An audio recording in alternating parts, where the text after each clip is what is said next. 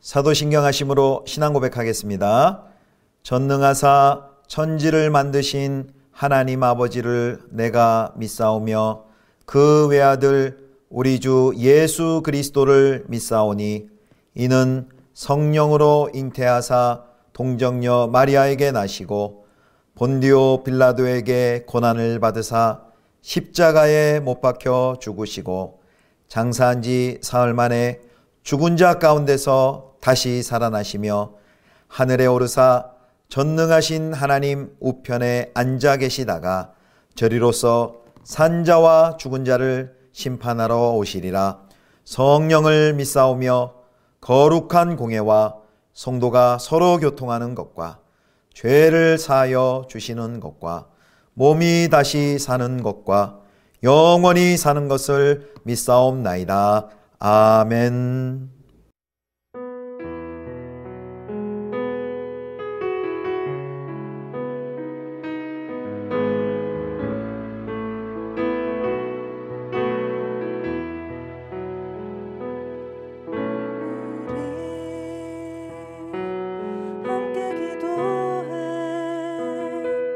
주 앞에 나와 무릎 꿇고 긍휼 베푸시는 주 하늘을 향해 두 손 들고 하늘 문이 열리고 은혜의 비출기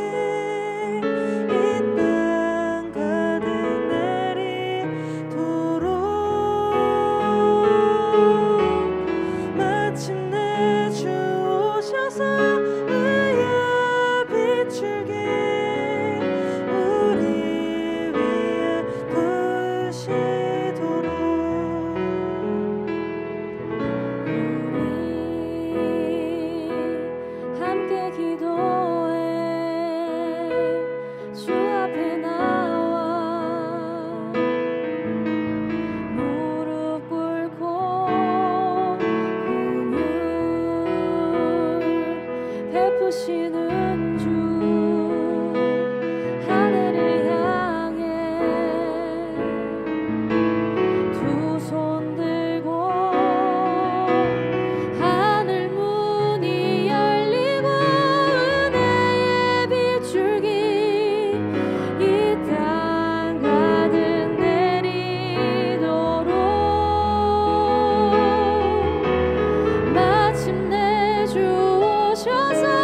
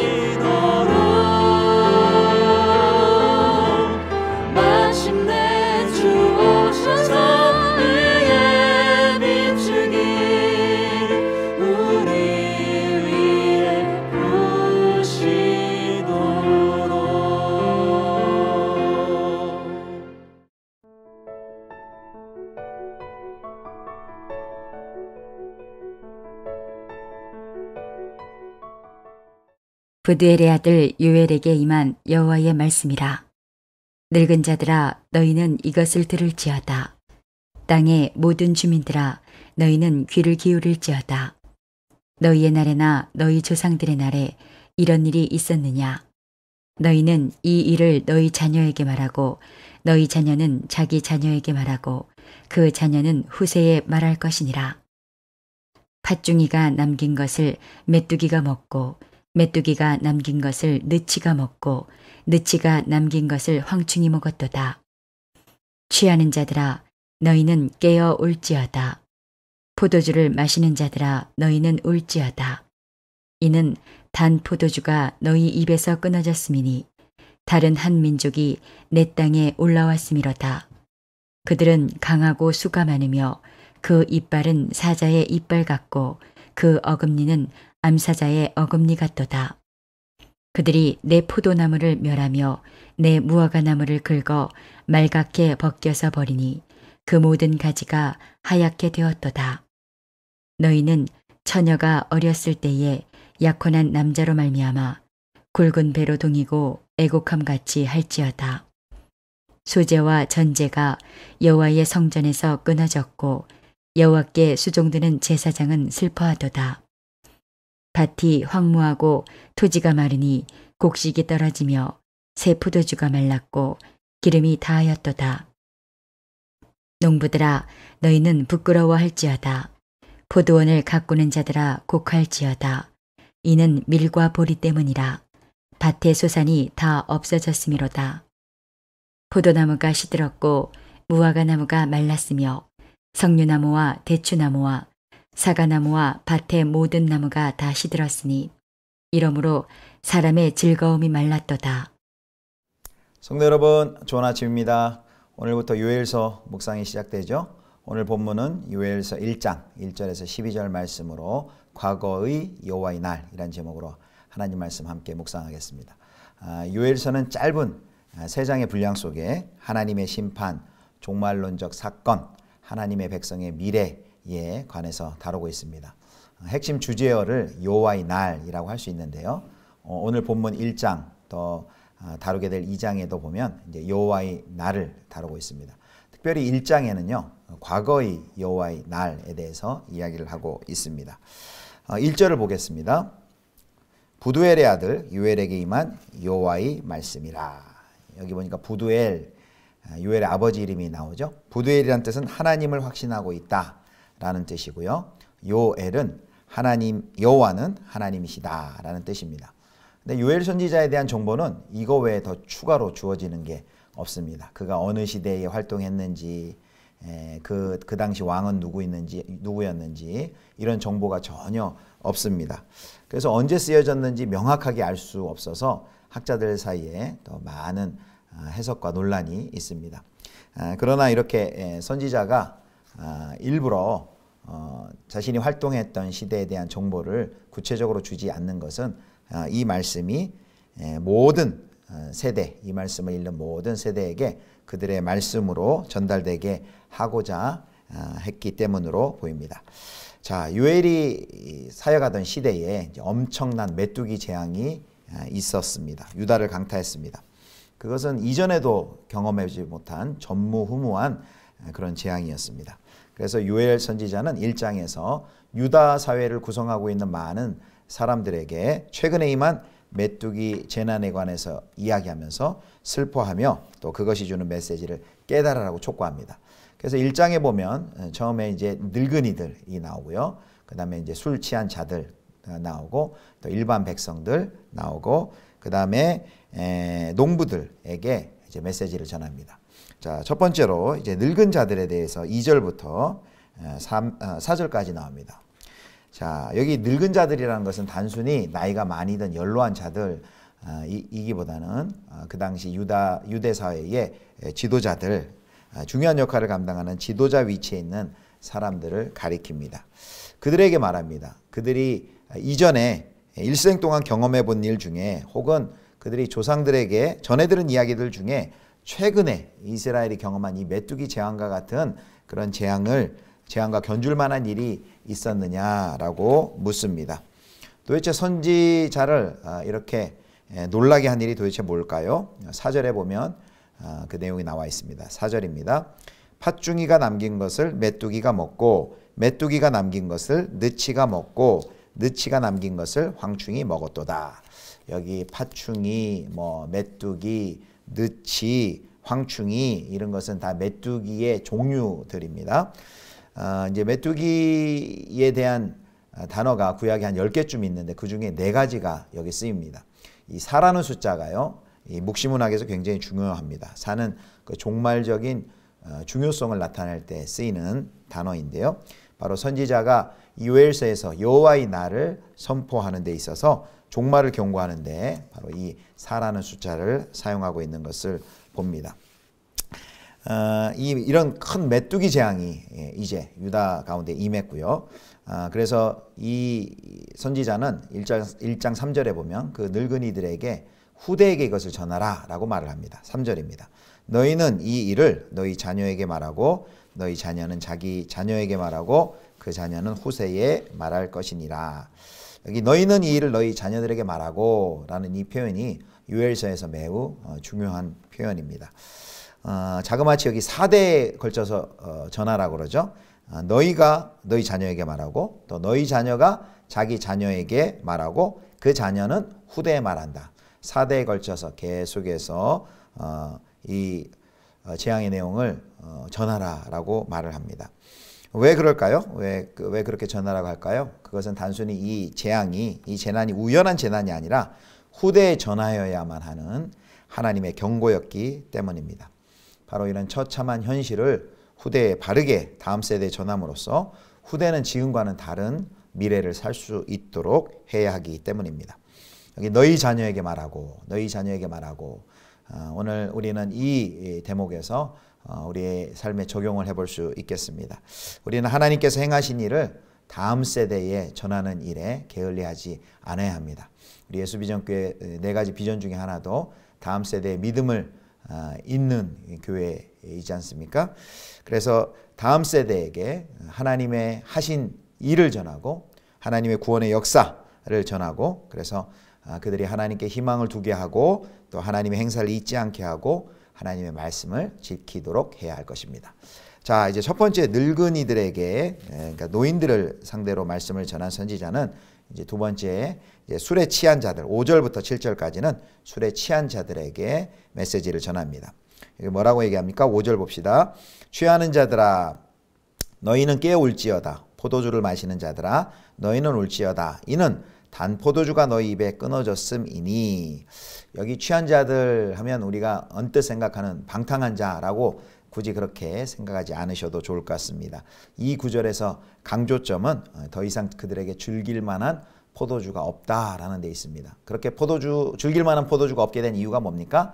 바로 메뚜기 재앙 때문에, 메뚜기의 재난 때문에 이제 포도원이 완전히 파괴되고 황폐하게 되어서 더 이상 포도가 없고 포도주를 만들 수가 없는 상황이 되었습니다. 풍요가 사라지고 빈곤과 결핍이 왔다는 것을 보여줍니다. 그래서 그 메뚜기 때에 대해서 6절에서는 한민족이라는 표현을 씁니다. 1장 6절입니다. 다른 한민족이 내 땅에 올라왔음이로다. 그들은 강하고 수가 많으며 그 이빨은 사자의 이빨 같고 그 어금니는 암사자의 어금니 같도다. 예, 이 메뚜기 재앙이 엄청나죠. 대지라는 그런 소설에도 이런 메뚜기 재앙에 대해서 나타나는데 하늘을 새까맣게 가린 그 메뚜기 떼의 습격은 정말 너무나도 엄청나고 두렵고 무섭습니다. 그래서 4절과 6절에서 볼 수 있는 그 메뚜기의 그 강력함에 대한 언급은 당시에 유다가 경험한 그 메뚜기 재앙이 얼마나 광범위하고 파괴적이었는가를 우리에게 잘 설명해 주고 있습니다. 그래서 7절에 보면은요, 이제 껍질까지 벗겨놓아 나무가 하얗게 말라버렸다. 그래서 다음 수년은 열매를 기대하기 어려울 정도가 되었다라는 표현이 나와 있습니다. 자, 이제 8절부터 10절은요, 일반 청중에게 선지자가 메시지를 전합니다. 자, 온 백성들에게 슬퍼하라고 얘기하는데요. 자, 그렇다면 얼마만큼 슬퍼해야 되는가? 8절을 보면 이런 비유를 합니다. 8절입니다. 너희는 처녀가 어렸을 때에 약혼한 남자로 말미암아 굵은 배로 동이고 애곡함같이 할지어다.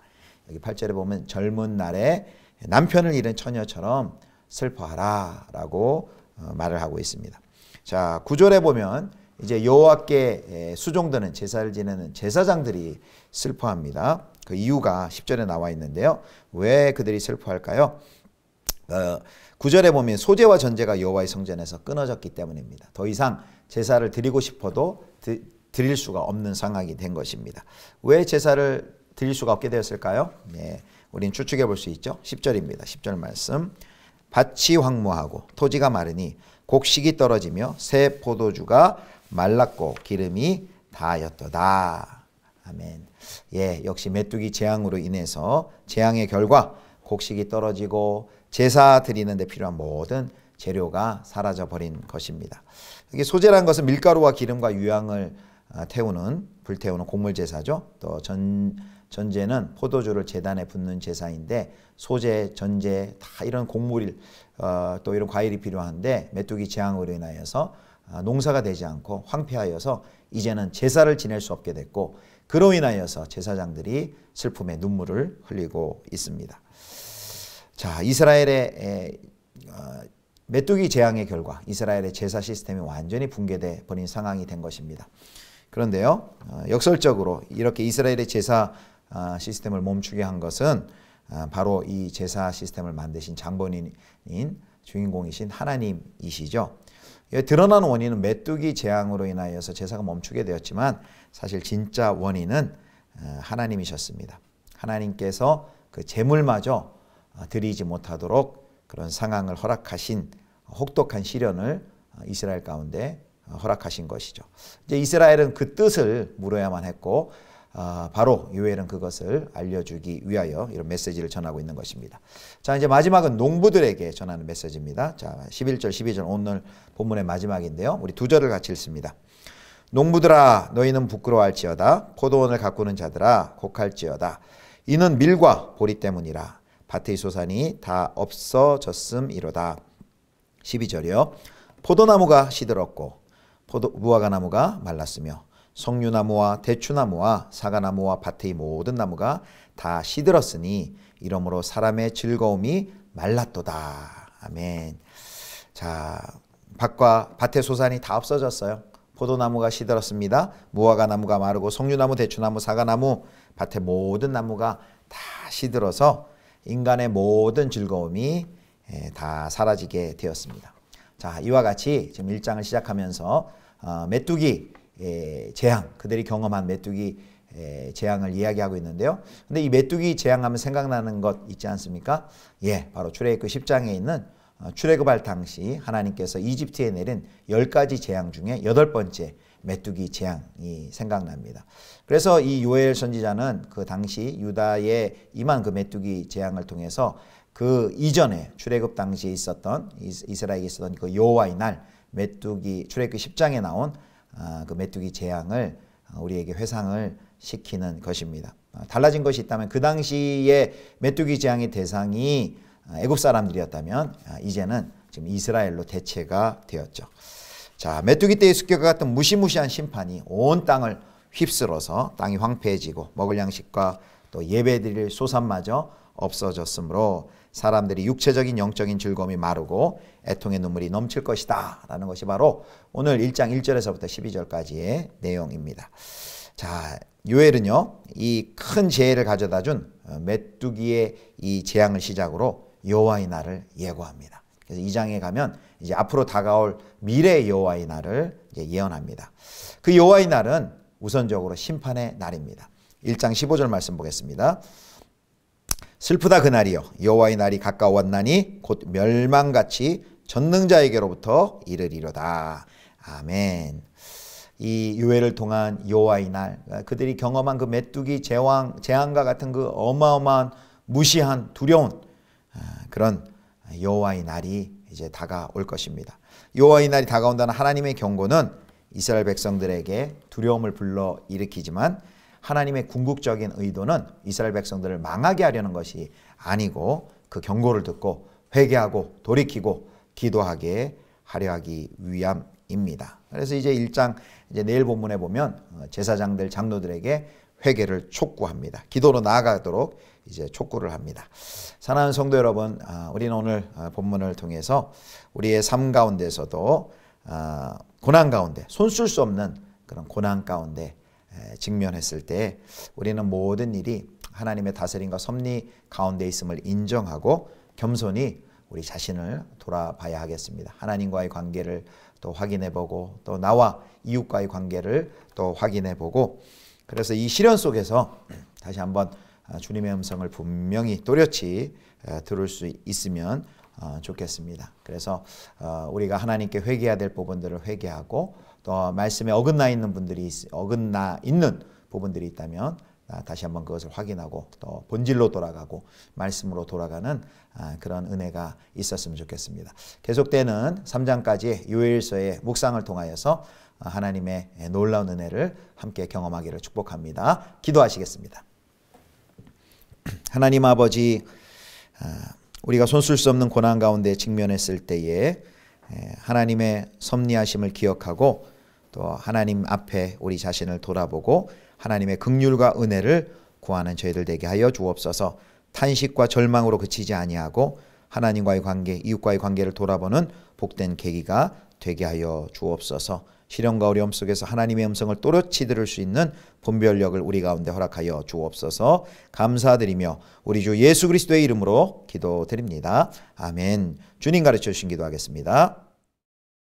하늘에 계신 우리 아버지여, 이름이 거룩히 여김을 받으시오며 나라의 임하옵시며 뜻이 하늘에서 이룬 것 같이 땅에서도 이루어지이다.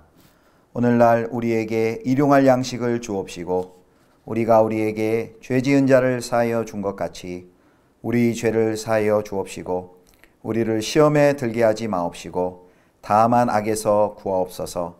대개 나라와 권세와 영광이 아버지께 영원히 있사옵나이다. 아멘.